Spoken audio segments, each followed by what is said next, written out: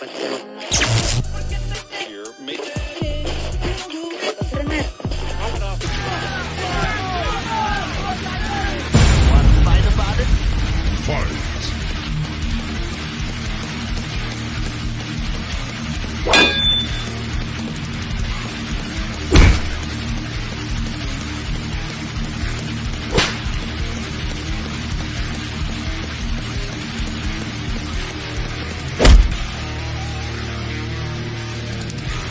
to fight about it? All right, folks, what is up? We are back for another interview tonight on the Wanna Fight About It podcast. I'm your host, as always, Stephen Rochelle. Got a fun one for you with BYB Extreme Fighter. Monica Medina is going to be joining us. We're going to have a little fun talking the combat sports game, talking bare knuckle, everything going on with her. You know how we kick things off, folks. Let's get to it. Fighting out of the red corner.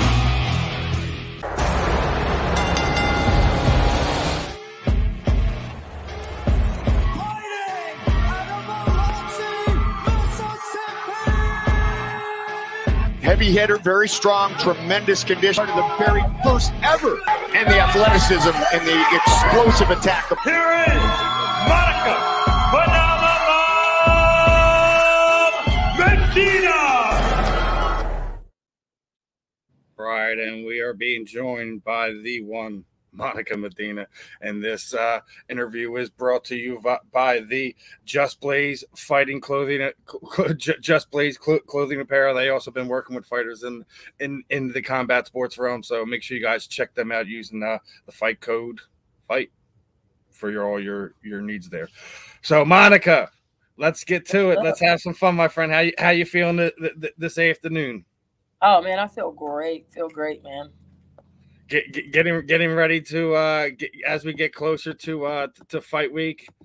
You know, I guess we'll ask all the normal stuff. How excited are you for this one? You know, get the step back in the trigon here. Dude, I have been waiting for this fight since the first fight back in May of last year. So I am so freaking ready, so pumped that it's finally happening. Is it one of those things where it's going to be like almost like afterwards going to be you have those big adrenaline dumps because it's one of those things where you're obviously overly excited for the matchup to get back in there and things of that nature. Are you ever worried about those things, about being too overly excited and your body just not being able to perform? We've seen it happen with athletes. You know, whether we talk about boxing, MMA, you know, bare knuckle, like we've seen it where it's just like, well, why did that just happen? No, I'm not worried about that at all. You know, I know I'm gonna go out there, and if people watch the first fight, and everybody knows I won that fight, but this time I'm gonna be even better. I'm not concerned with adrenaline dumps. You know, I train my ass off hard, and you know, I'm not crazy. I'm not like getting myself too worked up. You know, I'm super chill about this. This is fun for me, but it ain't gonna be fun for her. But this is all fun for me. And you know, as I was going through it, you know, you signed a multi-fight deal with BYB Extreme. How excited are you for this promotion's future? I know everyone wants to talk bare knuckle this, and you know all the things that they are doing, but you know, Dada and the Velasquez brothers have quietly built a good stable of fighters, a good fight promotion. You know, you see them going overseas and doing things of that nature. Is that one of the, I guess, contributing reasons why you signed with a multi-fight deal with them?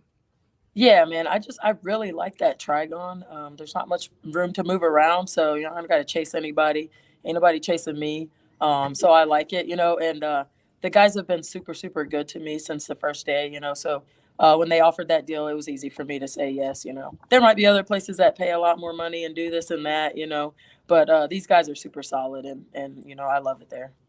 Yeah, I mean, I talk to fighters, and you guys all have different motivations. Like, you know, I interviewed Maya Hill, who just started really getting into MMA, and she's like, "Listen, I'm going to take my name for as far as it's worth. It's not about the money; it's about building a legacy and things of that nature." You know, she's a third generation athlete. You know, as Grant Hill's daughter, and Grant was also his father was a professional athlete as well. So it's interesting to see. Like, we've talked to other athletes, and like, I'm just here for the money, I'm just here for the paychecks, I'm just here for the fame.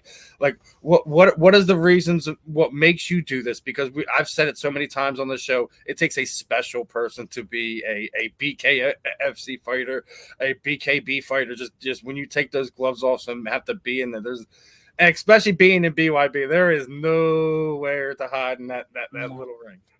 No, man. Like I said, first things first, I'm here to have fun. You know, I love fighting. My dad was a professional boxer. My brother was a professional boxer.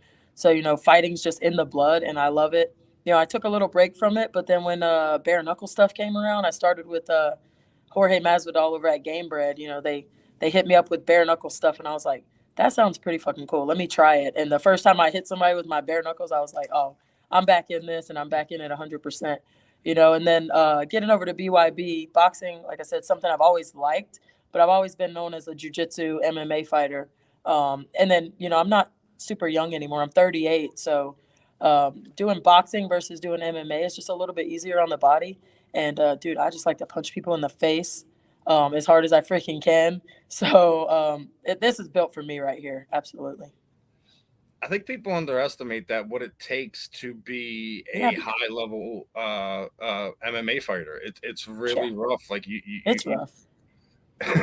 And like I say it all the time is like, you know, you guys give up so much to be there and do that, and really don't get, I guess, this much back in return, just because of we're still within, the first 50 years of a sport's infancy is always the roughest. You know, like you see a lot of people criticize it from the outside, but I'm still sitting there saying, like, yes, we want to be critical of these things, but we also have to remember, MMA is only, 25, 30 years old, depending how you see when the UFC got started, if it was when they first started or when Zuffa took over. Everyone kind of varies on that. But now we're talking about BYB. We're talking about an even smaller window. We're within the first 10 years of infancy. Yeah. So it's like when we want to be critical of things, but we also have to remember,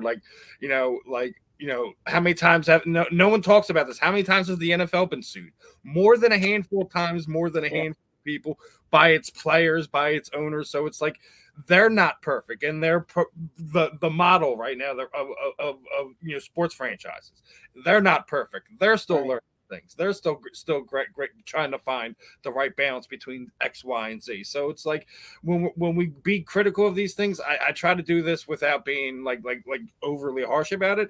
But it's one of these things, like, we're talking BYB. Would love to see how they continue to grow. I've been sitting there saying this for over a year. I hope that both BKFC, BYB both continue to grow at a great rate, because I want to see something that MMA took away from us, and that's the tournaments, to see who really is the best fighters in the world. Oh, yeah.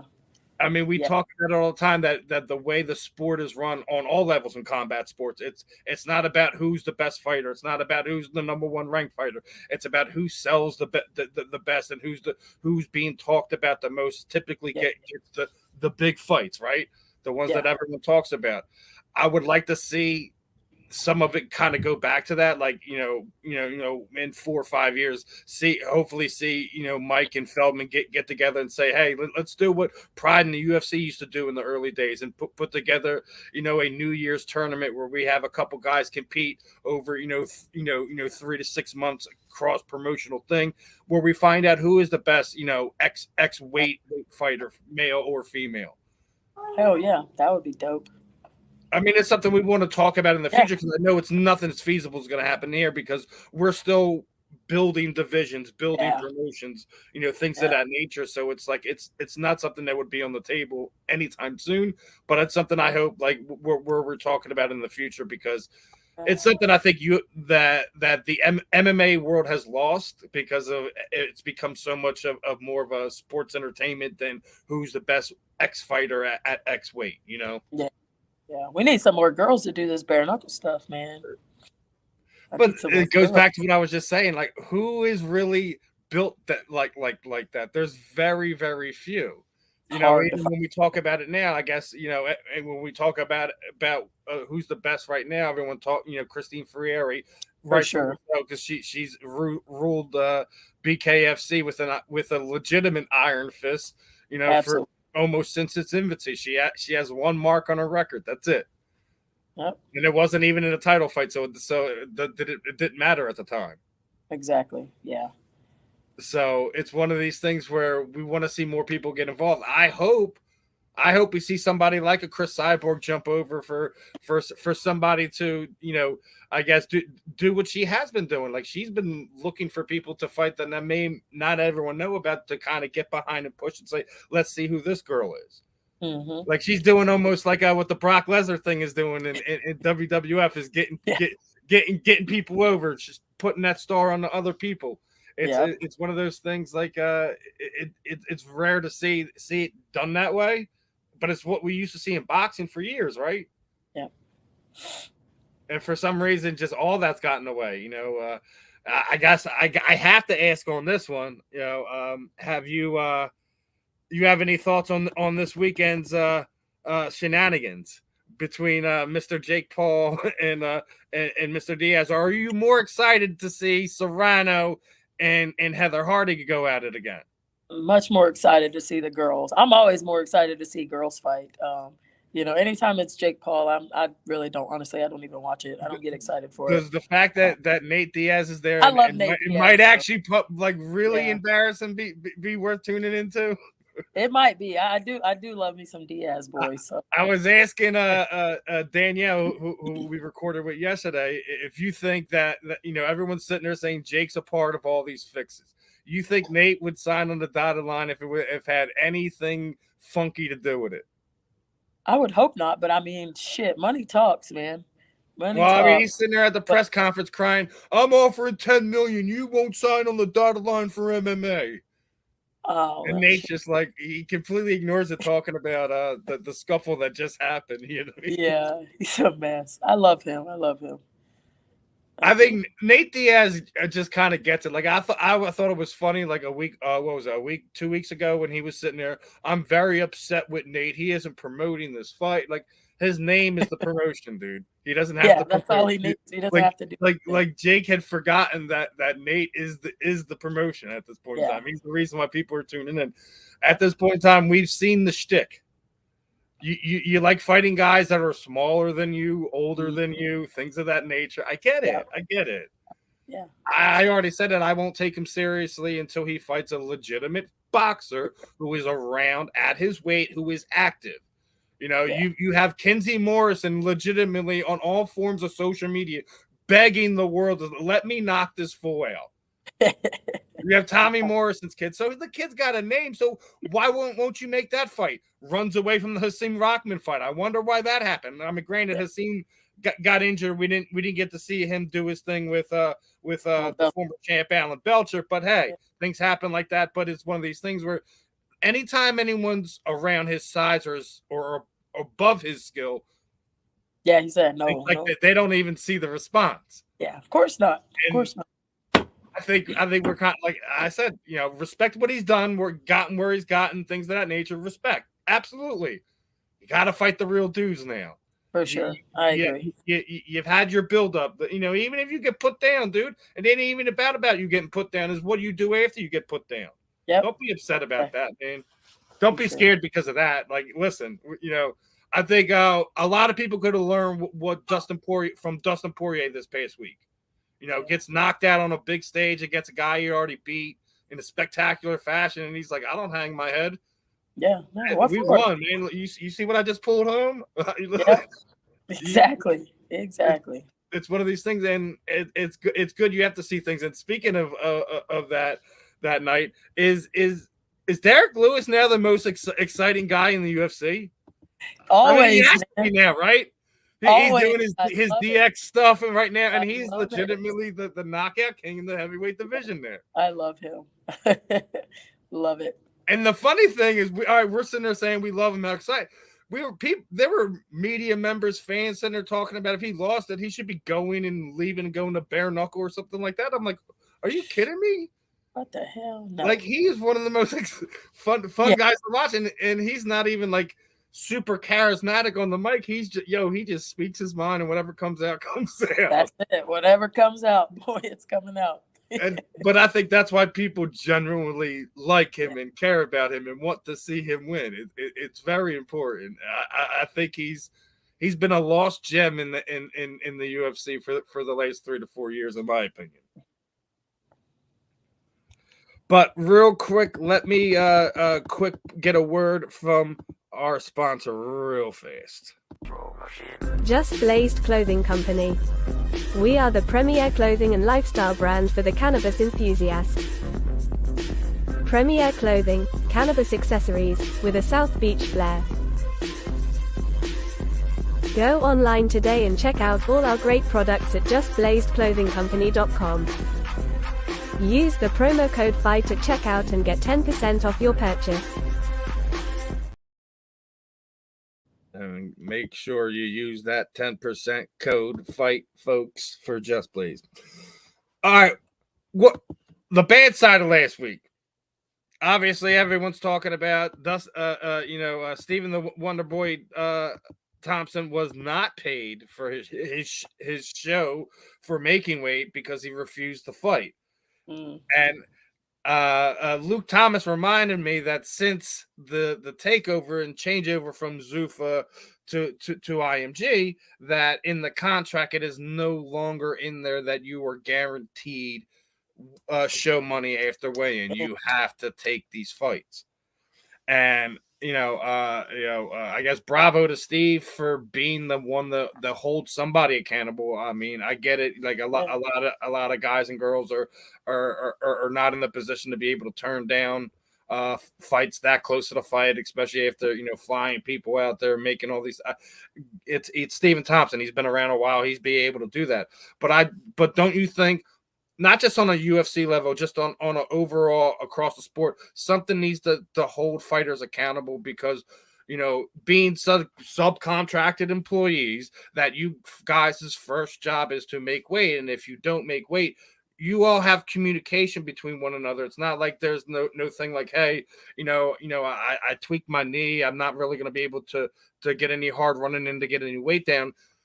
You are fighters. You can have agreements before you go hit the scales when something can be done and say, hey, let's work out something. I'll give you 20% of the purse, whatever, however you want to do it. And there's some fighters like, I get it, dude. We have injuries. You have things that are worked out. There has to be some consequences when you just completely ignore the blurred lines, however you want to look at it, and just let it go on to the point where, like, hey, I'm 3 pounds over. You're going to take it, right? Because that's what most people do. They try to, because we've seen the numbers, what happens, the fighters who take it and don't make it, and the fighters who accept it, who did make it, those numbers are not typically very good. Exactly. Yeah, no. You got to make weight, man. First, that's the first fight right there. You got to make weight. And when you're not going to make weight. Like you said, you can hit him up, you can talk to him, but the first thing is make him weight. Like, if you can't make weight, then what the hell are you in this sport for? And something I was talking about with Danielle, I think, especially if you're in a big scale, like, bigger promotions, not when we're talking about, coming up through the ranks and stuff like that. Like, I'm talking about when you're in the high level MMA fighting, high level boxing, that when you do things of that nature, that I think you should be, off of the rankings for, 6 months, 12 months, 16 months, depending how egregious, the misses and things of that nature. Yeah, like something. There needs to be something to hold the athlete accountable and things of that nature to be for those things. Yeah, because they're just like, I'm just going to show up, not make weight. You're going to fight me anyway.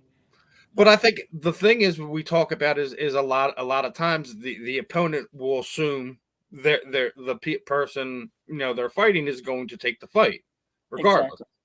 Exactly. Yep.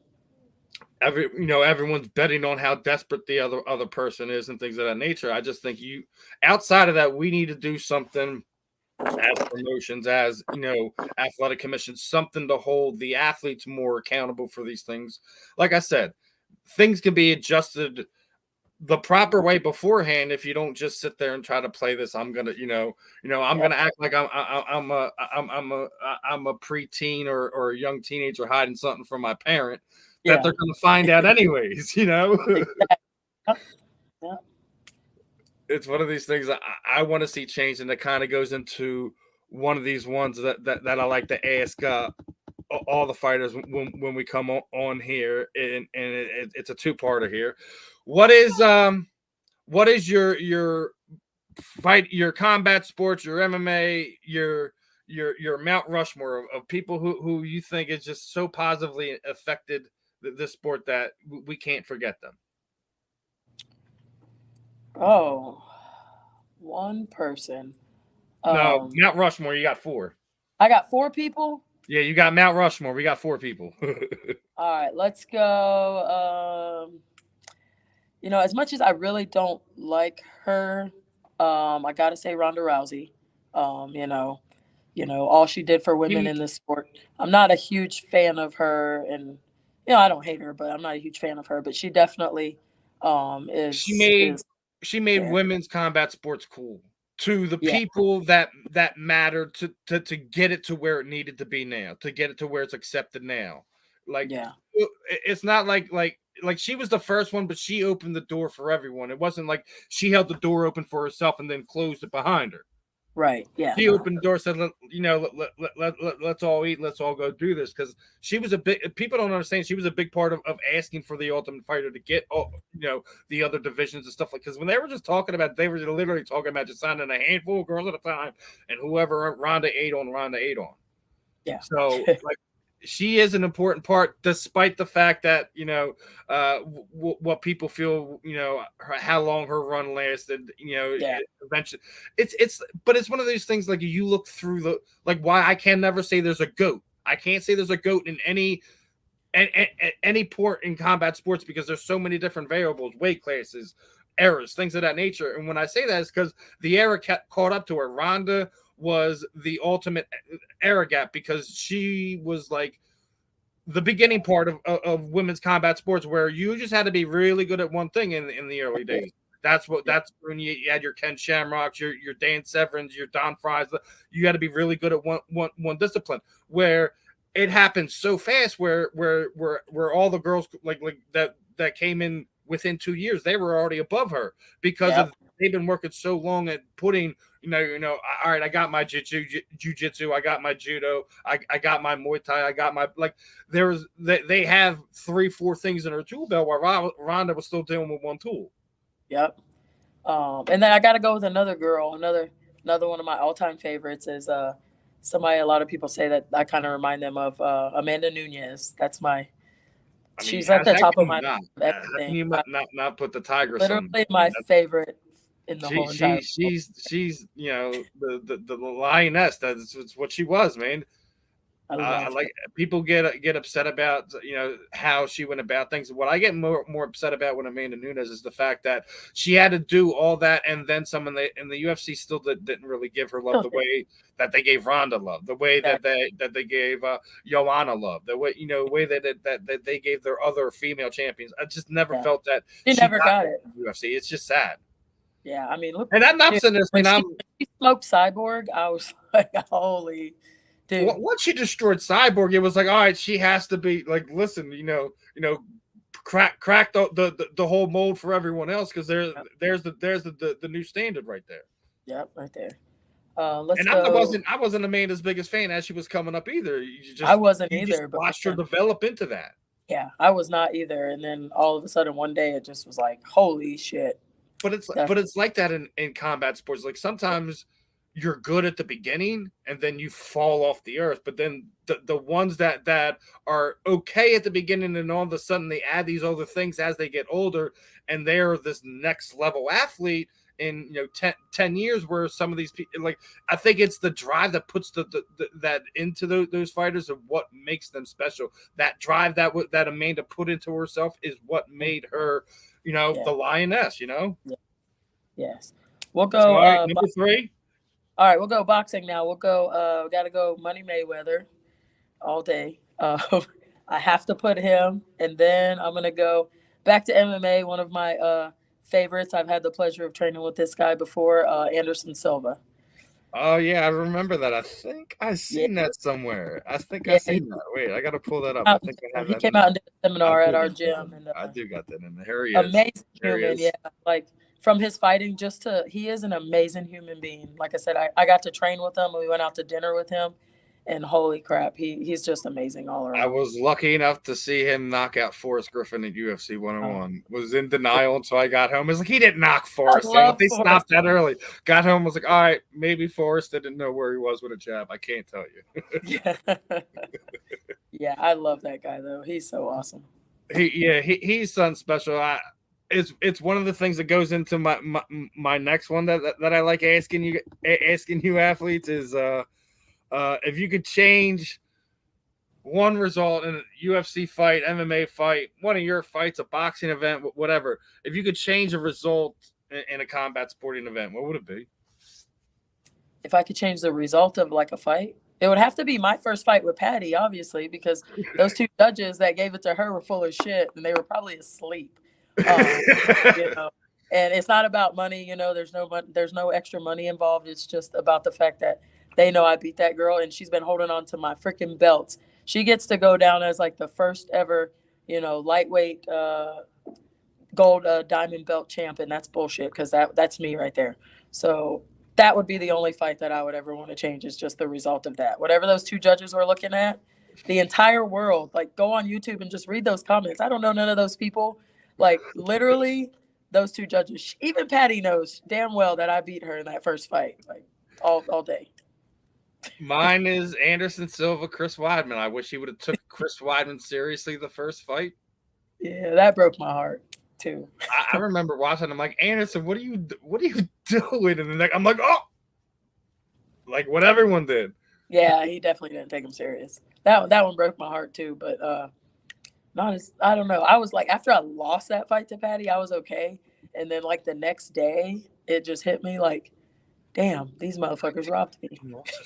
Person, are you serious? Like, whoa. Then you do the athlete thing. What did I do wrong? Let me go look back and look at and this. I watched that fight a million times and I tried to break it down to be like, okay, what rounds did she possibly win?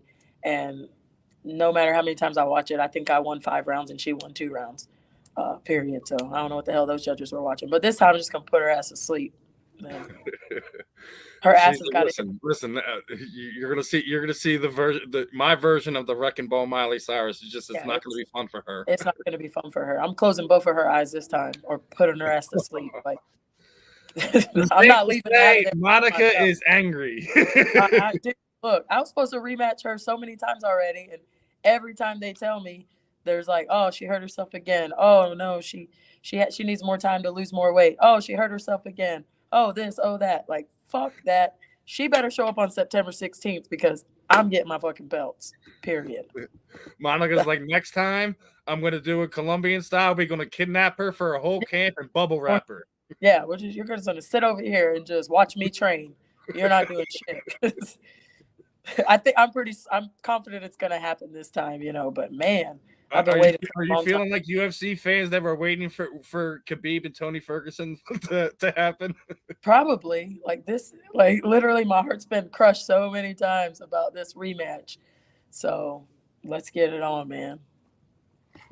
Let's get it on. She's going to be in trouble. Look, this is going to be 16 months since she last fought. And I haven't stopped training. I've gotten much better. I've fought already a couple times. Like, she's going to have to come back, her first fight back from blowing her knee out, being out for 16 months, and she got to stand across from me. Her ass is going to be in trouble. I wouldn't want to be her. That's all I'm saying. You can see you just feel it, like you chomping at the bit. You like that dog. Like I know you got that bone for me. Now give it to me because I'm about to tear through this bag. Yeah, I'm about to get that bone, boy. I'm coming to get it. I'm taking it.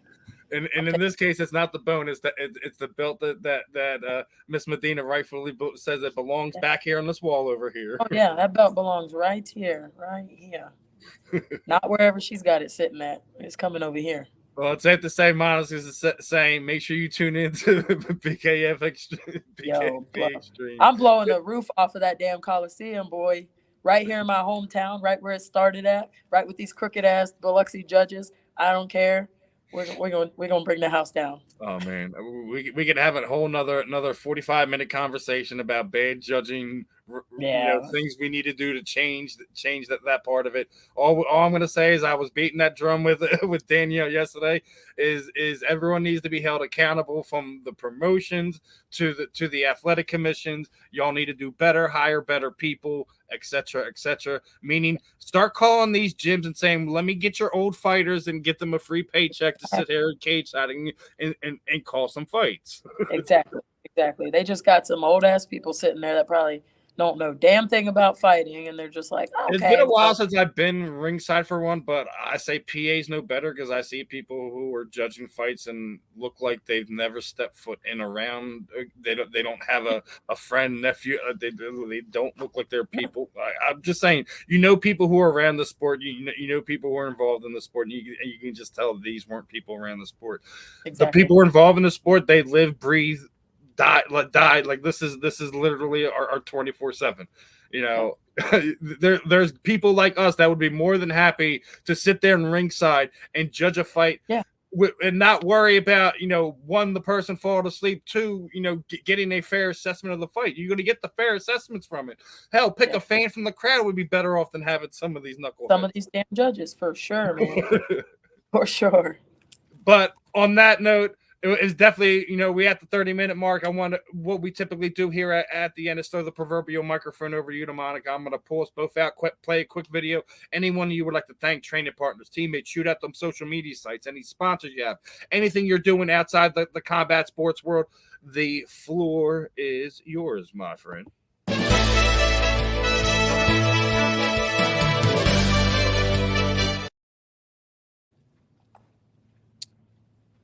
What's up? I want to shout out, first off, my coach, Eric Graham.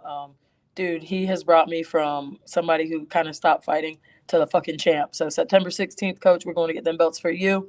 All of my sponsors, my big ones, Neo Life, my physical therapist, I'm in there twice a week. They keep me ready to get going. Anything I break, they fix it with ease. Neo Nutrition, my newest sponsors, Pepe's. We have Miss Sue, who can fix anything from your washing machine to putting logos on your clothes. Sue, you're awesome. And all my students, you guys here at Graham MMA, at PhenomeFit. I love you guys. September 16th, Biloxi, Mississippi, right here in my hometown.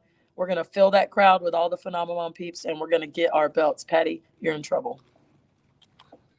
Watch out now, folks. Make sure you tune in. Make sure you get them tickets, and make sure you get them tickets from her. That's the most important things for these athletes. Is if you're going to these events, you're being in the area. Make sure you find your local fighters and support them, because they need it just as much as these promoters do. Yes. Well, Monica, it's definitely a pleasure. I'm definitely more excited for this matchup than I was before, and definitely looking forward to having you back on here. Best of skill for you in that matchup to potentially get that belt back. I'm pretty sure we're going to see it up on that wall. I'm getting them, boy. Next time you see me, we're going to have the belts, 100%. Yeah, we're going to have you back on with the belt. yes, for sure. All right, Monica, it's definitely a pleasure. You have a good one, my friend. You too.